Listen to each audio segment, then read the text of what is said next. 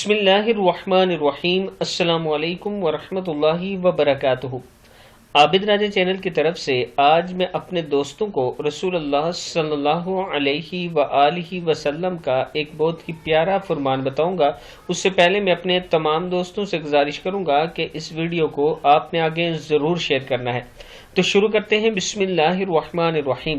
حضرت ابن عمر رضی اللہ تعالی عنہ فرماتے ہیں کہ رسول اللہ صلی اللہ علیہ وآلہ وسلم نے فرمایا، اسلام کی بنیاد 5 چیزوں پر رکھی گئی ہے۔ نمبر 1، اس بات کی گواہی دینا کہ اللہ کے سوا کوئی عبادت کے لائق نہیں اور بے شک محمد رسول اللہ صلی اللہ علیہ وآلہ وسلم اللہ کے رسول ہیں۔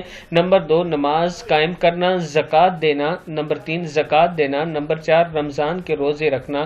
نمبر 5، بیت اللہ کا حج کرنا۔ کتاب کا حوالہ یہ نیچے موجود ہے، آپ دوست دیکھ سکتے ہیں اس کو۔ اس ویڈیو کو آپ دوستوں نے آگے زیادہ سے زیادہ شیئر کرنا ہے۔ السلام علیکم ورحمۃ اللہ وبرکاتہ۔